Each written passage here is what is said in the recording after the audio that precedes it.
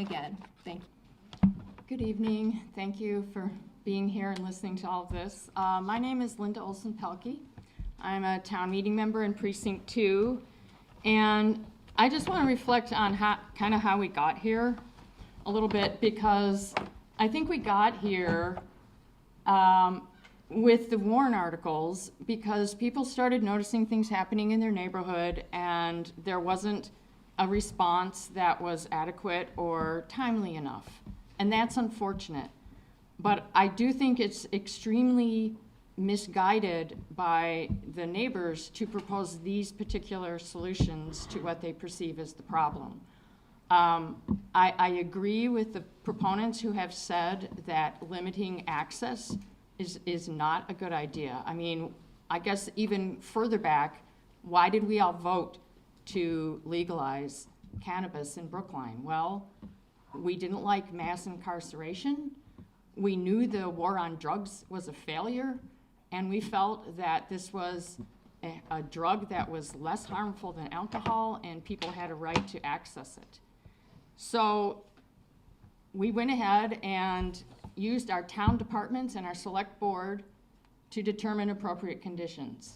Now, maybe those conditions have to change, but we have not spent any of the mitigation dollars.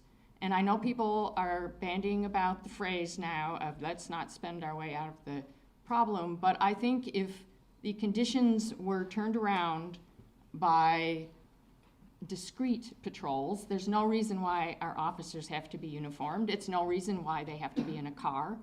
They can look like a general citizen, but we do have to clamp down on these violations. And I think once that is happening, and it's going to change the way people are behaving in our neighborhoods, and that is the point of what we're here to do. Putting in changes to the operating conditions for one business that are going to be locked into our bylaws. They are not changeable unless we come back to town meeting and change those bylaws. I think is going to be really disappointing for both NETA, the customers, and the neighborhood, because these are not solutions to these issues. I mean, limiting the number of customers, well, maybe that will happen, maybe it won't. Evening them out, I didn't hear that the problem is because everybody comes at one time. I don't think that is the problem. And then, setting up a study committee, I think sounds like relitigating the vote. And I don't think that is appropriate. I think after all this experience, things will be rethought, and they probably should be. Please wrap up. But I am opposed to these warrant articles, and I would like everyone to vote against them. Hi, I'm Lynn Jedd. I live on Griggs. I'm Lynn Jedd. I live on Griggs Road, and I frequent Coolidge Corner. In fact, I hardly ever bring my car there because there's no place to park. My car's 22 years old, and I have 18,000 miles on it because there's just no place to park. But anyways, I'm okay with the medical marijuana dispensary. It did not cause the chaos, disruption, and lawlessness to the neighborhood around NETA until the addition of the recreational marijuana sales component. The same damaging effects will most likely appear at Coolidge Corner near its housing, schools, and businesses when Sanctuary Medicinals invades that area.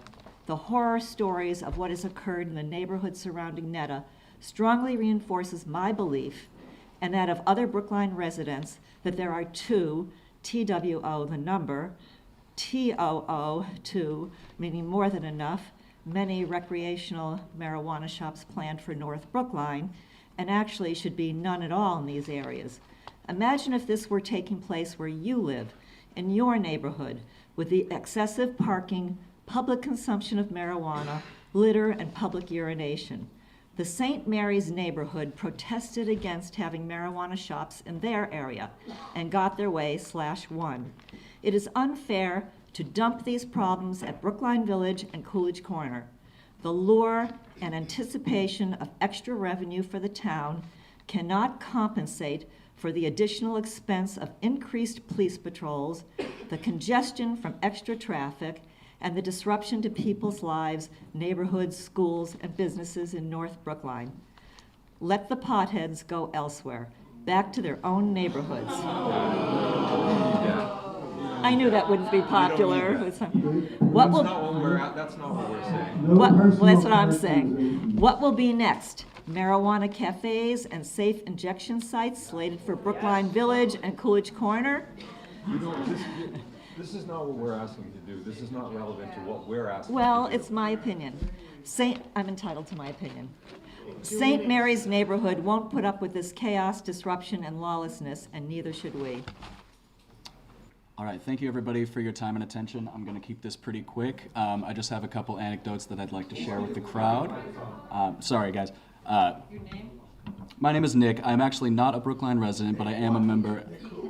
Nick Miles, that is my full name. I am a member of management at Netta Brookline. Public speaking is not my strong suit, so just bear with me for a moment here. But just wanted to share a couple things about my experience over the 2 years I've worked at Netta Brookline. So, I introduced my grandmother to the potential of medical marijuana to reduce her symptoms of peripheral neuropathy back in 2013. She has since seen great success in reducing the nerve pain she experiences on a day-to-day basis, and she has never slept better in her life. So I'm really proud that she embraced medical cannabis. Hundreds of times a day, I see the lines blur between medical and recreational use of cannabis at the dispensary. Oftentimes people come in and they are not interested in getting high or anything of that nature. They're just looking for some relief. Another thing that I noticed the other day, I don't want to put you on the spot, but a good friend of mine and coworker, Michael, in the crowd, he actually assisted a gentleman who had a stage 4 tumor growing on his spine. And with the consultation and guidance that Michael provided him, he walked out of the store at 8 p.m. actually with more hope than he had experienced in weeks or months of treatment, the traditional treatments. So what I encourage everybody in the crowd to do, and I appreciate all of your perspectives, whether in opposition or for Netta Brookline, what I encourage everybody on the select board as well to do is to approach this from an empathetic standpoint. Because I have empathy for those who have had increased traffic, increased commute times, and everything of that nature, and we will do our best as a company to mitigate those issues as we have thus far. But really where we exist, we don't really exist as individuals in the self nearly as much as we'd like to think we do, but we rather exist in the connections that we make between ourselves and other people. That's where we really thrive as humans. And thousands of times per day at Netta Brookline, I see those connections being created, and I would hate to have that slow down whatsoever. So thanks for your time. My name is Manishi Desai, and I live at 20 Webster, and I'm in a condominium that's going to abut the incoming sanctuary medicinals. And I just wanted to take a step back and refocus. We're not here to question, the role of marijuana, its medicinal value. We're here to focus on these 3 warrant articles and the reason that they were brought up, and I think people have made valid claims. And I don't think you can ignore those valid claims, and I do think we need to take a step back and reassess before we move forward. And I think that's what these warrant articles are here an opportunity to do, is to look back and move forward responsibly. And I don't think we're shutting down any businesses. I don't think we're fully limiting any access. I think these articles are an opportunity to be responsible and take a step forward, taking the community into account, taking an 8th grader's opinion into account. And I think these are facts. These are not things that you can ignore. So I appreciate your time, and I just want to refocus the conversation back to why we're here. Brendan Downey, 25-year Brookline resident, 15 years of that on White Place. We're here, as the last speaker just said, to talk about some warrant articles. The reason the warrant articles are there is to respect the neighbors, because compromise and discussions have been attempted, and a few sandwich boards and one person in a reflective vest on Route 9 is not accomplishing that task to be respectful for the neighborhood. If you go around the corner here to Pierce Park, there's a basketball court that has lights. It's barely on because there's one neighbor abutting, and they said that's not considerate. So we want to be respectful for that neighbor, so the lights are limited. If you go over to Cypress Field, there's only lights on half of that field. It's only on a few nights a week during the year because it listened to the neighbors, because it said that's not leading to a high quality of life.